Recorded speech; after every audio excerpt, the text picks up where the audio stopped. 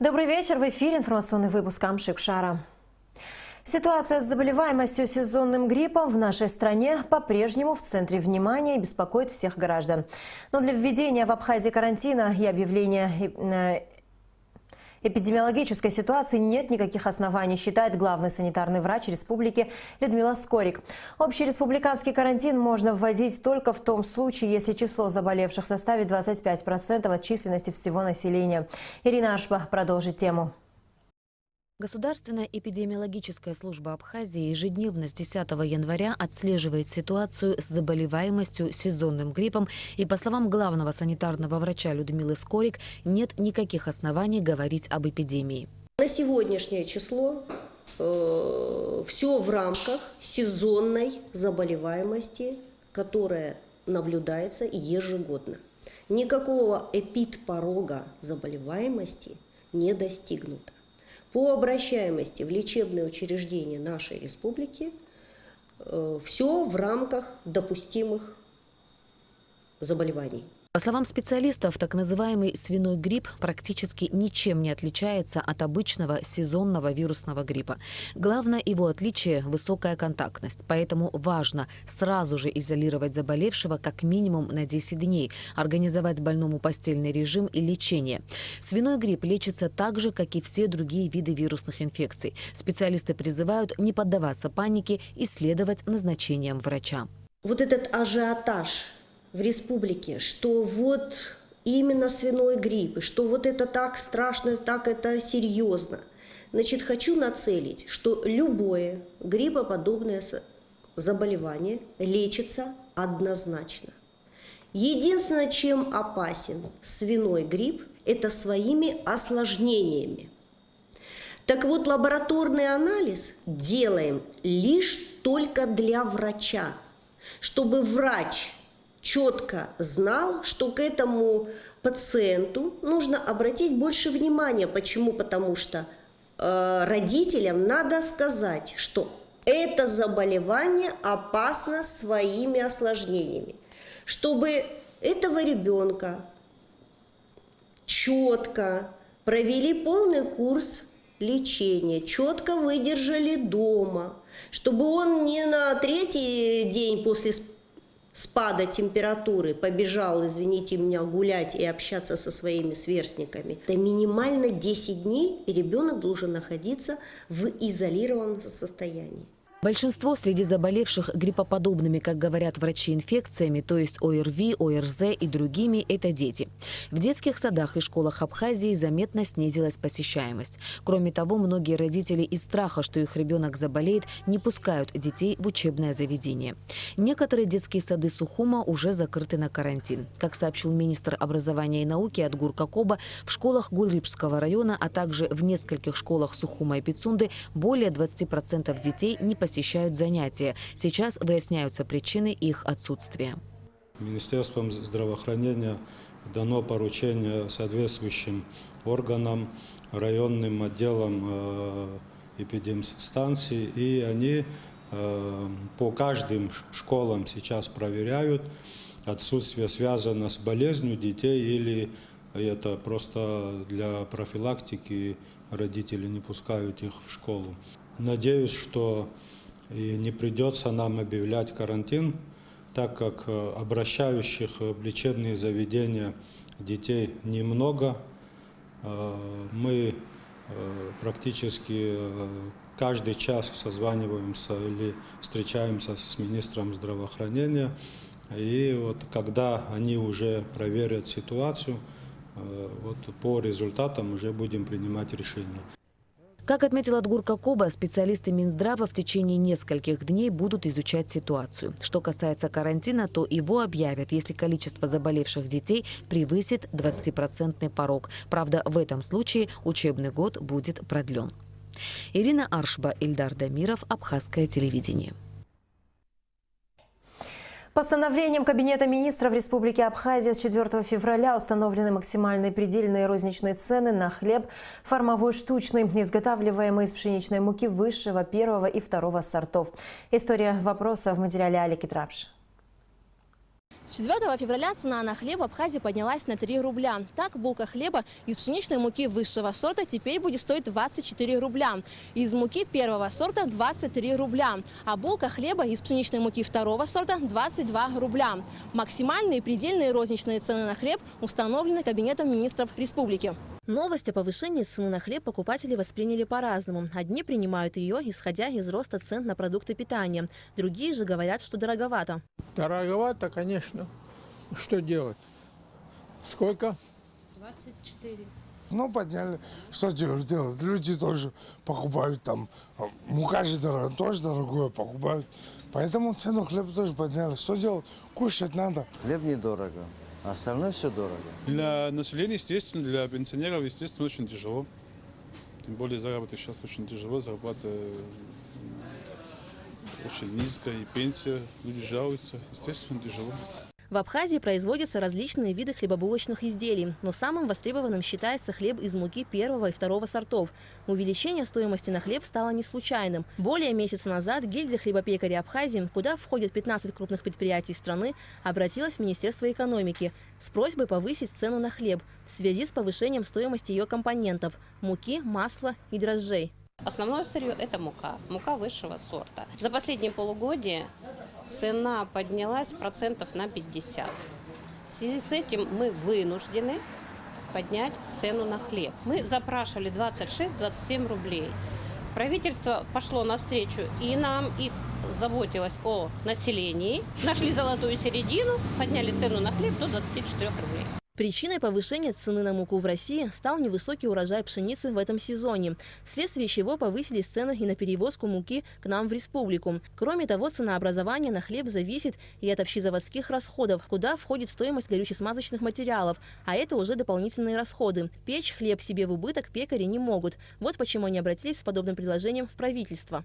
Сегодня мука нам обходится в Республике Абхазия, значит, от 24 до 26 рублей за килограмм. Если мы организовываем свою доставку и так далее и тому подобное, с выгрузкой, вот такая сумма у нас. Чтобы наши граждане это как бы понимали, что это не от нас зависящие факторы. Мы уже работаем примерно полгода на убыток.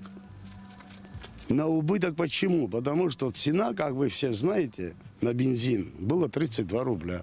Стоимость бензина стала 44, даже 45 местами. Что касается сырья, муки, в частности основное сырье, которое у нас идет, цена была 20 рублей, сегодня цена муки за килограмм 25-26 рублей.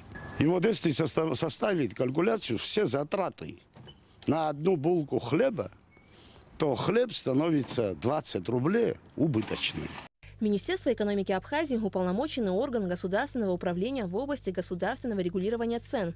Перед тем, как Кабмин принял решение повысить цены на хлеб, Минэкономики республики произвело соответствующий анализ сложившейся ситуации. В результате анализа действительно было выявлено, что закупочная цена на муку за пределами Абхазии более 28%, что само по себе весьма существенно. И помимо этого, также мы наблюдали за это время рост на горюче-смазочные материалы, что также ложится в конечную цену этого продукта.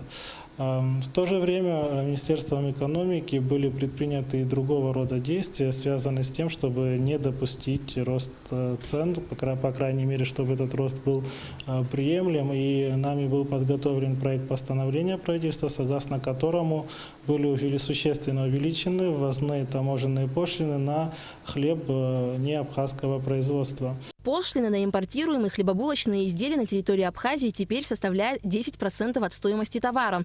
Такое решение правительство приняло в целях поддержки местного производителя.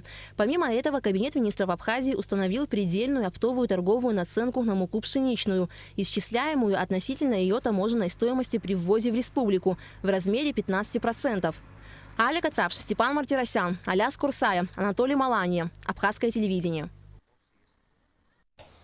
Сегодня премьер-министр Валерий Бганба посетил Абхазский культурный центр в Стамбуле. Для участия во встрече с премьер-министром Абхазии собралось свыше 200 абхазских соотечественников, в том числе представителей Стамбульского абхазского совета старейшин, Федерации абхазских культурных центров в Турции, абхазские студенты турецких учебных заведений, сообщает пресс-служба правительства. На встрече речь шла о социальном, экономическом и инфраструктурном развитии Абхазии. Участники дискуссии задавали вопросы об источниках экономического роста, о модели социального взаимодействия государства с гражданами, а также о проблемах и перспективах процесса репатриации. Затронув тему возвращения на историческую родину турецких абхазов, Валерий Бганба отметил, что по данным Министерства репатриации на сегодняшний день свыше 4000 соотечественников из Турции вернулись в Абхазию. И эта цифра не является предельной. Она растет с каждым днем. Глава правительства также рассказал о планомерной работе по социально-культурной адаптации вернувшихся на историческую родину соотечественников. Премьер-министр отметил стремление участников встречи поддерживать тесные связи с исторической родиной, серьезную поддержку диаспоры в деле сохранения этноса и историко-культурного наследия, развития и распространения абхазского языка.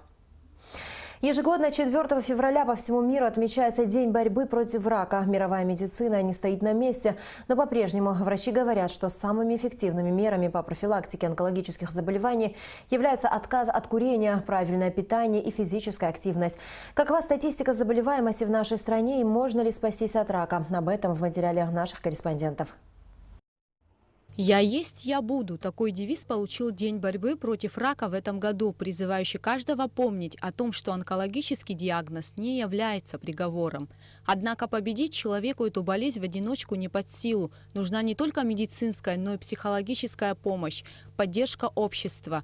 Рак – одна из самых тяжелых и загадочных болезней нашего времени. На протяжении многих лет человечество пытается победить его. Всемирный день борьбы против рака – это единственная инициатива, в рамках которой весь мир может объединиться в борьбе против этой болезни. По словам специалистов, онкология начинает молодеть. Рост заболеваемости отмечается во всем мире, и Абхазия не является исключением. В среднем в онкоцентре выявляется за год 500-600 человек. В среднем, если брать, вот ежегодно, смотря статистику. В плане детской онкологии, это область, которая у нас, скажем так, меньше помощи мы в этой области можем оказать. Чаще всего то, что касается детской онкологии, это онкозаболевания центральной нервной системы и заболевания крови. В Абхазии среди мужчин больше всего распространен рак легких, а среди женщин – рак молочной железы. Учитывая статистику заболеваемости раком молочной железы за последнее время и рост обращений за медицинской помощью в Национальный онкологический центр, в августе прошлого года в центре было открыто автономное отделение онкопластической хирургии, маммологии и гинекологии, оснащенное современной техникой. Сейчас в отделении проводятся онкомаммологические операции, а также стало возможным проводить реконструктивно-пластические хирургические вмешательства. Также проводятся операции на голове, шее, в брюшной полости. Активно мы сейчас внедряем онкопластические операции, то, что касаемо молочных желез, то есть с учетом эстетики выполняются органосохраняющие операции, то есть в ногу со временем, как говорится, все объемы в плане онкогинекологии, маммологии выполняются, в принципе, так же, как и в крупных центрах. Врачи утверждают, что распознавание онкологических болезней на начальных стадиях дает больше гарантий выздоровления. Вот почему очень важно проводить профилактические мероприятия. Существует определенный стандарт обследования, который должен проходить каждый здоровый человек ежегодно.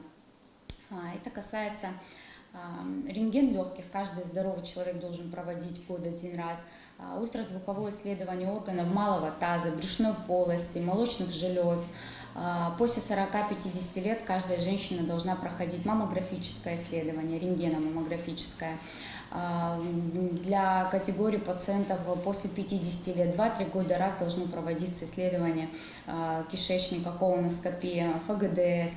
Также в онкологическом центре раз в год проводится неделя ранней диагностики, которая дает положительные результаты. В 2017 году была проведена акция недели ранней диагностики и в 2018 при поддержке Евразийской федерации онкологов. Акции получились очень продуктивные, обращаемость была высокая. В 2017 году было в рамках акции осмотрено 217 пациентов, выявлено 7 патологий, операции проводились, 4 операции в рамках акции были проведены этим пациентам. Медицина постоянно развивается, благодаря чему появляются новые методики борьбы против рака. Люди не оставляют надежды на то, что совсем скоро ученым удастся разработать вакцину от всех видов этой болезни. Гугуца Вардания, Алексей Баструков, Абхазское телевидение. В селе Гуда Хучгалского района осуществляется сбор урожая редиса сорта «Селеста», который отличается ранним сроком созревания до 25 дней и востребованными у потребителей вкусовыми качествами. Смотрите, репортаж подготовленный нашими коллегами из ГАЛ-ТВ. В Галском районе в селе Гуда-Ахуч предприятием ООО «Леон» осуществляется сбор урожая редиса сорта «Селеста». Площадь посева занимает около 12 гектаров земли. Урожай собирают 3 раза в год. Бригадир Александр Сгодин отметил, что урожайность в этом году хорошая, и в день рабочие собирают до 5 тонн урожая. Редис сорт «Селеста» производим в весовом виде и на пучок.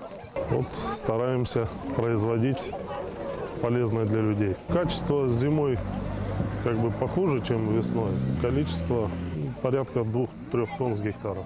На поле работает 150 человек. В основном это жители Галского и Ачамчирского районов. За час трудового дня рабочие получают 100 рублей. Казалось бы, небольшая сумма для такого труда, но сами рабочие остаются довольными и с легкостью выполняют свою работу. График работы с 9 до 5 часов вечера. Сразу после сбора плоды очищаются и сортируются. Все это происходит недалеко от самого поля, после чего часть отборного фасованного редиса грузится на фуру, а затем экспортируется в Россию. Для данного овоща характерны правильная округлая форма корнеплода, без горбиков и впадин, яркий красно-розовый окрас. Редис данного сорта пользуется большим спросом из-за высокой урожайности и отличных вкусовых качеств. Кроме того, корнеплод имеет длительный срок хранения и сохраняет все свои свойства. Качество собираемого урожая и экологичность соответствуют мировым стандартам. Этому способствуют климатические особенности нашего района. Таким образом, данный пример взаимодействия между инвестором и государством приносит, несомненно, пользу. Так, помимо самой сельскохозяйственной продукции, появляются рабочие места для местного населения, а налоги за пользование земли поступают в бюджет района. Борис Сацуа, Илона Микава, Анна Заракуа, ГАЛ-ТВ. Заслуженный артист Республики Абхазия, органист Лука Гаделя принял участие в открытии фестиваля «Хаббл Фест 3. Музыка Вселенной». Как сообщает Министерство культуры Абхазии, в программе вечера прозвучали произведения Баха и Хольста. Фестиваль проходит в Москве в Кафедральном соборе Петра и Павла. «Хаббл Фест» – фестиваль, в котором классическая музыка соединяется с темой космоса. Концерты по произведениям известных композиторов проходят в Евангелическо-лютеранском соборе и сопровождаются видеорядом, созданным из кадров орбитального телескопа Хаббл. Уважаемые телезрители, доводим до вашего сведения, что передача «Щичбзе» уходит в отпуск на неделю по организационным вопросам, начиная с 4 февраля. И в завершении выпуска о погоде.